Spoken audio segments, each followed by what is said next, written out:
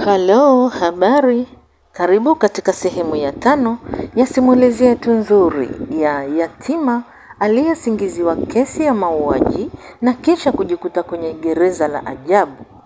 Na pale tulipoishia ndipo tunapoendelea. Baada ya Norman kufika sehemu hiyo ambayo hakufahamu ni wapi, akiwa yuko hoi kabisa, neno pekee lililosikika kutoka kwake ni kwamba anaomba msaada. Basi mzee huyo alikuwa anaishi na mke wake pamoja na mjukuu wao. Huyo mzee ambaye ni mfugaji wa mbuzi wengi na kondoo wengi sana, zaidi ya 200. Basi alikuwa akiishi na mke wake pamoja na mjukuu wao. Basi Norman alikaribishwa na kupewa chakula ambapo ulikuwa ni ugali wa muhogo. Norman alikula kama haji kula tena. Baada ya Norman kupata chakula, angalau hata nguvu zilimjia na alikuwa ananyosha maelezo sasa vizuri. Basi Norman alitoa maelezo ambayo aliona yatamsaidia kupata msaada. Na kweli, maelezo yake yalifanya Norman akaribishwa katika familia ile. Maisha mapya ya Norman yalianza katika kijiji kile. Norman alianza kama mchungaji wa mbuzi na kondoo kwa yule mzee. Mwanzo Norman aliona maisha magumu kutokana na mazingira ya pale kijijini, ila kadri siku zilivyozidi kusogea, Norman anazoea mazingira taratibu.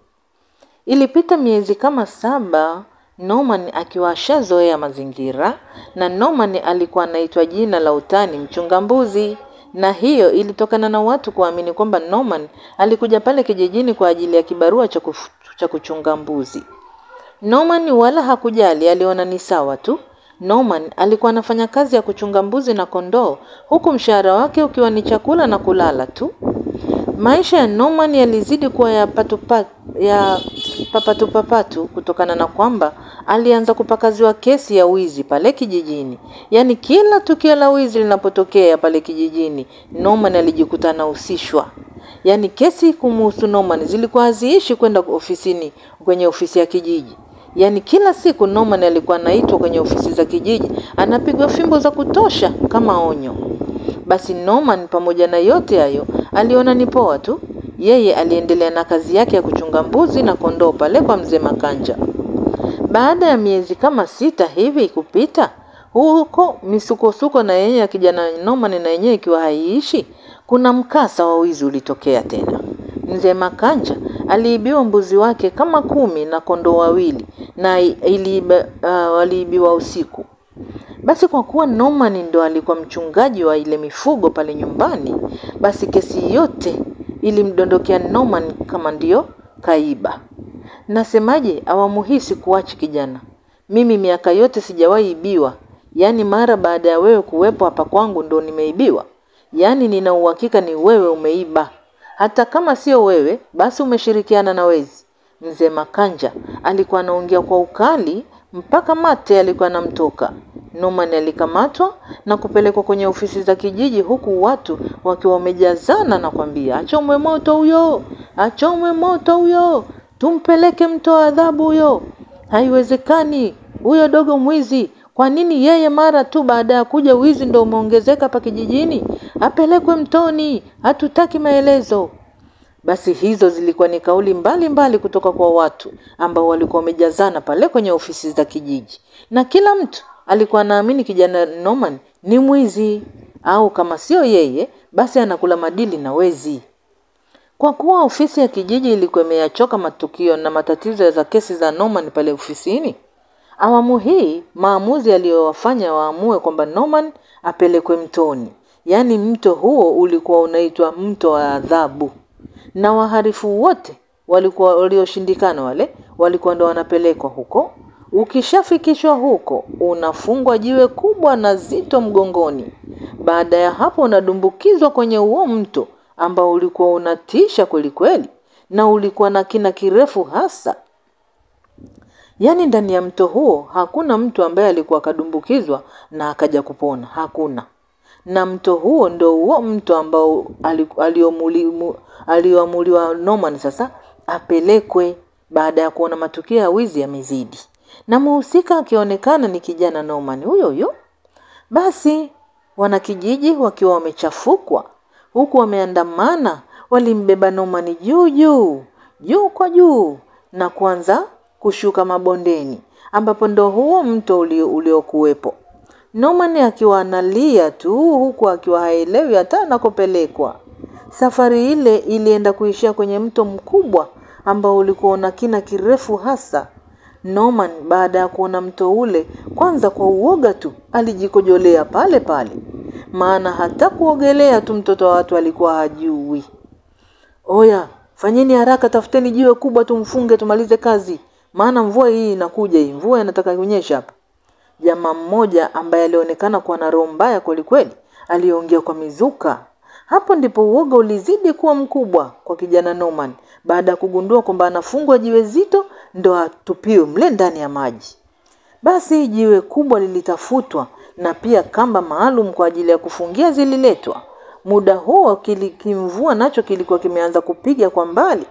Oya, fanyeni haraka, mvua inakuja hii jamani. Basi kuna jamaa mwingine alionekana kuharakisha mambo. Norman alijikuta anajikatia tamaa sasa. Picha ya baba yake ikiwa inamjia kichwani, kijana alijikuta anafumba macho huku akiwa tayari kwa kile kinachoenda kutokea. Kaona basi sawa, bora tu iwe. Basi Norman alifungwa jiwe mgongoni bila hata kuonewa huruma. Baada ya hapo kijana alitupwa kwenye ule mto. Sekunde ile ile anatupwa kwenye maji, kuna dogo alifika pale akiwa na hema, akionekana ni mtu aliyekuwa anakimbia sana. Jamani, wale mbuzi wale mzee Manani wamewakamata kijiji cha pili, na wale wezi wametaja kwamba Lumi ndo aliyewauzia usiku, ila kwa bei ya hasara tu. Hayo yalikuwa ni maelezo ambayo yalifanya kila mmoja aliyekuwepo pale ashike kichwa na kutazama mtoni. Aya, maana iligundulika mwizi sio Norman, bali ni yule mjukuu wa mzee Makanja. Ile sio mbaya. Basi kwa sababu hata hivyo huyu dogo naye alikuwa mwizi, basi kuna jamaa na roho zake mbaya, baada ya kuona watu wameshika vichwa, aliamua kuwatoa wasiwasi kwamba kwani na yeye mwenyewe lakini hata hivyo si mwizi huyu, na kuonekana kama walichokifanya sio kosa. Basi mvua kubwa ilianza kunyesha, kila mtu aliondoka kimya kimya pale mtoni, huku wengine roho zao zikiwa zinauma, wengine wakiwa wanaona poa tu. Kuna jamaa alijikuta tu huruma inamuingia na imani fulani inamjia. Wakati mvua kubwa inapiga, watu wote wakiwa wanakimbia, yeye badala ya kuondoka, alidumbukia ndani ya ule mto na kuzama kwa ajili ya kumtafuta kijana Norman kama bado yuko hai. Bahati nzuri ule mto maji yalikuwa hayatembei kwa kasi, hivyo kwa hiyo alipozama alikuta mwili wa kijana Norman ukiwa bado unapambania pumzi ya mwisho. Kijana yule alipambana kufungua lile jiwe haraka, na kwa kuwa alikuwa anajua kuogelea, baada ya kufungua jiwe aliibuka na Norman juu ya maji na kumtoa mpaka nje. Norman tumbo lilikuwa limejaa kama linataka kupasuka, yaani alikuwa kameza maji ya kutosha. Yule kijana alifanya jitihada za kumsaidia Norman na yale maji yote aliyomeza. Norman alifanikiwa kuyatoa, yalifanikiwa kutoka kabisa. Ila Norman bado alikuwa hajazinduka wala kuonyesha dalili ya kuzinduka. Kijana yule akiwa anazidi kuparangana pale kwa ajili ya kuokoa uhai wa Norman, aliona kuna bonge la nyoka anakatiza yale maeneo. Yaani alikuwa ni nyoka mkubwa hajawahi ona. Kutokana na uoga ambao alikuwa nao, yule kijana pindi linapokuja swala la wadudu haswa nyoka, yaani alikimbia kama haji kukimbia tena. Alimsahau Norman pale pale. Mvua kubwa ilizidi kunyesha huku kigiza kikiwa kinaanza. Basi yule nyoka alipita eneo lile na kupotelea zake kwenye maji. Mvua ile ilipiga mpaka saa 2 usiku. Norman ndio muda aliozinduka huku mwili wake ukiwa na baridi haswa. Kwanza Norman baada ya kuzinduka alikuwa hajielewi kabisa. Yaani akili ni kama zilikuwa zimeruka. Alikuwa haelewi kipi ni kipi. Norman alijitahidi kusimama huku akiwa anatetemeka. Baada ya hapo alianza kutembea kuelekea hata asikokujua. Norman alikuwa anatembea huku akiwa anapepesuka. Baridi kali ilikuwa inamtwanga hasa. Kukiwa na giza, Norman akiwa haelewi hata anakoelekea, alizidi kusonga mbele. Norman alitembea umbali mrefu mno bila kuona msaada wowote. Zaidi Norman alikuwa anasikia sauti za bundi na wanyama wa ajabu kule porini. Baada ya Norman kuona haelewi hata ataishia wapi, aliamua kukaa chini ya mti usiku ule. Yaani akili ya kijana Norman bado ilikuwa haijakaa vyema na hakumbuki kipi kimetokea. Homa na baridi kali vikiwa vinatalii kwenye mwili wa Norman, ila Norman alikaa pale chini ya mti kwa kuvumilia mpaka kulikucha. Walau kijua kile kilipoanza kuwaka, hapo Norman ndipo alipopata nguvu na akili zikamrejea. Zilianza kumrudia taratibu. Kwamba ndo nishakufa ama? Huku nipo wapi sasa? Baada ya Norman kukumbuka kilichomtokea mara ya mwisho, alianza kujishangaa na kujiuliza bila kupata majibu. Yaani alikuwa anaona kama maajabu. Norman alikuwa yupo katikati ya pori zito mno. Yaani alikuwa harakati zake za kuchunga mbuzi pale kijijini, alikuwa hajawahi fika maeneo hayo ya porini. Norman alipiga hesabu na kuangalia upande ule kunaweza kuwa na msaada wapi. Basi aliona aelekee kule jua linakoelekea. Norman alianza safari akiwa mdogo, ila kadri anavyozidi kusonga mbele, aligundua ndo anazidi kuzama ndani ya msitu kabisa. Ila kijana Norman aliona ni bora asonge mbele kuliko kurudi nyuma. Maana Norman alitembea tokea asubuhi mpaka jioni kigiza kikiwa kinaanza, lakini bado alikuwa hajatoboa ule msitu. Bado yuko katikati ya msitu. Ila bado hakukata tamaa ya kutembea. Mpaka inafika saa 6 za usiku, Norman akiwa hoi, alikuwa bado hajatoboa. Bado ilibidi atulizane na kukaa sehemu. Basi akakaa usiku kucha. Palikucha tena, ikawa asubuhi. Norman aliendelea na safari huku mwili wake ukiwa umenyong'onyea mno kutokana na njaa kali ambayo ilikuwa inamchapa. Norman baada ya kutembea sana, hatimaye alianza kuona matumaini. Baada ya kuona mbuga kubwa huku mashamba ya mpunga yakiwa yameongozana na mwisho wake hauonekani. Norman alianza kukatiza mashamba yale ya mpunga akiwa na imani kwamba ataona watu maeneo yale. Kama tujuavyo, maeneo ya mbugani yanakuwa na maji kila sehemu. Basi Norman alijikuta anatembea huku akiwa anadondoka na kuinuka. Yaani alikuwa anakatiza majaruba ya mpunga mpaka anatamani kupaa. Na hivyo alikuwa hana nguvu za kutosha na njaa kali. Maana mashamba yale nayo yalikuwa makubwa mno. Hatimaye Norman alianza kuona vimoshi vikiwa vinaonekana kwa mbali, huku akiwa anaona mahema kwa mbali. Hapo Norman alipata nguvu na kuamini anaenda kukutana na watu sasa. Japokuwa Norman bado alikuwa haamini kama yuko kwenye dunia ya kawaida au ndo amekufa. Basi Norman alipata nguvu ya kutembea zaidi baada ya kuona dalili ya kupata msaada. Norman alifika kwenye yale mahema na alisikia watu sasa wakiwa wanacheka ndani ya mahema yale. Norman alijikoholesha kwa nje na kubisha hodi huku akiwa na pressure, maana alikuwa bado anahisi yuko dunia ya tofauti kabisa. Basi alitoka jamaa mmoja akiwa kavua shati huku ana kitambi cha pombe. "Oya dogo, vipi? Umetokea wapi? Mbona sijawahi kukuona hapa kambini?" Yule mwanaume akiwa na sura ya kauzu aliuliza. Basi Norman alitoa maelezo kwa ufupi kwamba kapotea, anaomba msaada. "Oya Athmani, hawa ndo madogo ambao wanakuja kutuibia vitu vyetu kila siku hapa kambini. Ndio hawa." Norman akiwa anajitetea kama kuna jamaa mwingine sasa alikuja, huku akiwa na sura ya ukauzu zaidi. Norman kwanza ilibidi akalishwe chini na kuanza kuulizwa huku akiwa anakula makofi. Basi Norman alijitahidi kutoa maelezo, ila kutokana na maelezo yake na sehemu ambayo anaonyesha kwamba katokea, hakuna ambaye aliona ni mkweli. "Dogo wewe mwizi, unawezaje kutokea kwenye eneo la msitu ule wakati tunajua kwenye msitu ule hakuna watu wanaoishi? Wewe unatokeaje kule? Wewe kama nani?" Norman alikuwa kabanwa na maswali ambayo alishindwa kujibu. Mwishowe aliamua akae tu kimya. Basi wale jamaa walimtandika Norman stiki za kutosha. Walimpiga fimbo kweli wakiwa wanaamini kuwa ni mwizi. Maana eneo hilo vijana hutokea kijiji cha jirani huko walikuwa wanakuja kuiba kwao huko. Hasa pindi wale majamaa wanapokuwa kwa mashambani. Maana kipindi hicho kilikuwa ni kipindi cha palizi ya mpunga. Basi Norman baada ya kutimuliwa pale kambini alianza kujisogeza taratibu kwenye kijiji ambacho kilikuwa karibu na eneo hilo, na tayari ilikuwa jioni. Norman alienda kuishia kwenye nyumba ya bibi mmoja hivi, na Norman alikuwa hoi, huku mwili ukiwa umelegea, ana maumivu makali. Norman alizimia pale pale upenuni mwa ile nyumba yule bibi.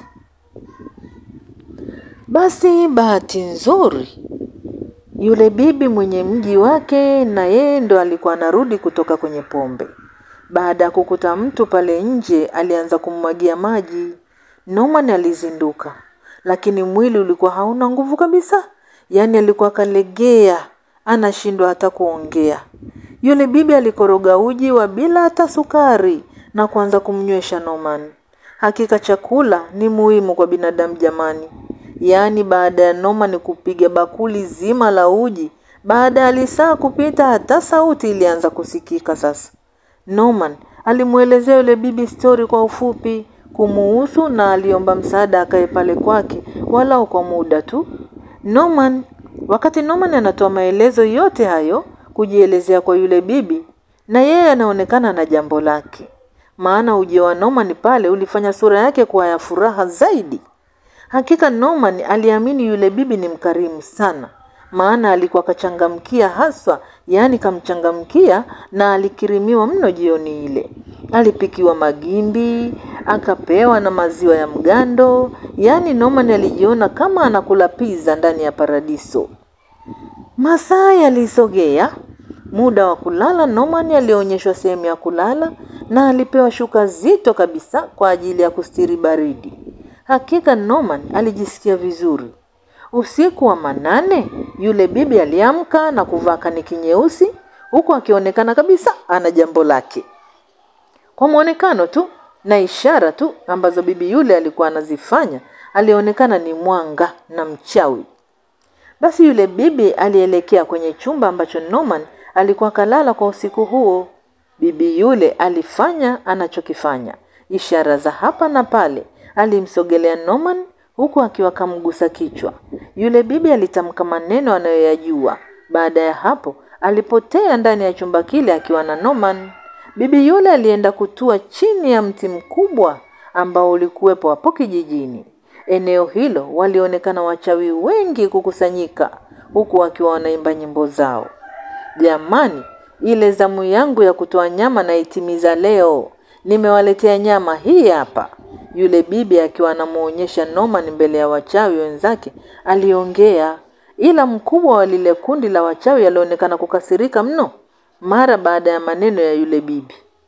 Bimantumu, nadhani umeanza kukichezea chama Umeanza kukizoea Yaani unatuletea nyama iliyochacha, nyama isiyo na ladha. Sisi tulikwambia tunamtaka mjukuu wako aliyepo mjini, hatutaki nyama zilizochacha sisi. Hayo yalikuwa ni maneno ya mkubwa wa kile chama, na maneno hayo yalifanya Norman apone chupu kuliwa. Yule bibi alimrudisha Norman akiwa mnyonge mno, yaani hakufurahishwa kabisa, na bibi yule alionekana hayuko tayari kumtoa huyo ambaye anasadikika kwa ni mjukuu wake ambaye alikuwa anaishi mjini. Sasa wachawi ndo walikuwa wanamtaka mjukuu wake huyo anaishi mjini, hawamtaki huyo Norman. Basi masaa yalizidi kusogea, hatimaye palikucha. Norman aliamka akiwa ni mchovu, yani uchovu kama wote. Ila asubuhi ile yule bibi alionekana kuwa tofauti na jana yake usiku. Yaani ule ukarimu aliokuwa nao ulikuwa haupo tena. Norman alishangaa, yule bibi kakunja sura kama anataka kuitia kwenye mfuko. Yaani alikuwa hamchangamki tena Norman kama jana yake. Kijana, hebu kula ya magimbi uondoke. Msaada wangu unaishia hapa. Hayo yalikuwa maelezo ya bibi yule ambaye yalifanya Norman ashangae. Maana bibi yule alikuwa kabadilika muda mfupi tu, ghafla tu. Kwa kuwa hata hivyo Norman alikuwa kapata nguvu kidogo, alishukuru kwa ule msaada kidogo aliopata. Alikula yale magimbi, baada ya hapo alimuaga yule bibi na kushukuru. Awamu hii sasa akili yote ya Norman sasa ilikuwa inawaza kurudi mjini, maana aliona kukaa vijijini ni changamoto kubwa mno. Yaani aliona ni bora arudi kupambana mjini. Pale kijijini kuna magari mengi tu yalikuwa yanafika kwa ajili ya shughuli mbalimbali, kwa sababu eneo hilo lilikuwa linasifika kwa kilimo hasa cha mpunga. Basi Norman akiwa na haha namna ya kurudi mjini. Bahati nzuri alikutana na gari aina ya Fuso ikiwa imetoka kushusha mifuko ya mbolea pale kijijini, na Norman aliigundua ile Fuso kwamba inatokea kwenye kiwanda chao. Maana marehemu baba yake Mr. Fecon alikuwa anamiliki kiwanda cha kutengeneza na kusambaza mbolea. Basi lile Fuso likiwa linaondoka kurudi mjini, Norman alidandia kwa nyuma na kutulia. Safari ile ilikuwa ndefu mno, yaani ilikuwa ni zaidi ya masaa 15 mpaka kufika mjini. Kwa mara nyingine baada ya miaka kama 2 kupita, Norman alirudi mjini na gari ilikuwa aliingia pale mjini mida ya kama saa 7 usiku hivi. Alirudi na hiyo gari. Basi Norman usiku huo sasa alilala chini ya kibanda cha mbao ambacho kilikuwa kimejengwa pembezoni mwa barabara kwa ajili ya kuuzia matunda. Kutokana na baridi kali na manyunyu ya mvua ambayo yalikuwa yanadondoka usiku huo, Norman hakupata hata lepe la usingizi, zaidi alihisi kichwa kinamuuma. Hatimaye palikucha mpaka asubuhi, watu wakiwa wanapishana kuwahi makazini kutafutia familia zao chochote kitu. Norman na yeye alikuwa anatembea huku mikono ikiwa kichwani, yaani alikuwa akajikatia tamaa kabisa na maisha na alikuwa tayari kwa lolote lile. Bahati mbaya kwa Norman, wakati anarandaranda mtaani akiwa haelewi anaelekea wapi, mtu wake na Bwana Dosomi alimuona. Muda huo Norman kichwani kwake alikuwa anajisemea kwamba liwalo na liwe. Kitu anachokifanya, alielekea pale pale nyumbani kwao akiwa anataka kwenda kudai haki yake. Bahati nzuri kama kawaida, kabla hajaingia kule ndani, alimkuta Ole Nashi pale getini tena. Norman, mwaka na miezi kadhaa ulikuwa umetoka, mimi nikajua umekubaliana na yote. Inakuwaje sasa unarudi? Unataka kufa ama? Ole Nashi kama kawaida alimkataza Norman kwenda kule ndani, ila Norman yeye alikuwa hataki kuelewa. Basi naomba tuishie hapa kwa leo. Karibu katika sehemu itakayofuatia ili tuweze kujua ni nini kitaendelea baada ya papo. Asante kwa kuwa nasi mpaka mwisho. Kwa heri.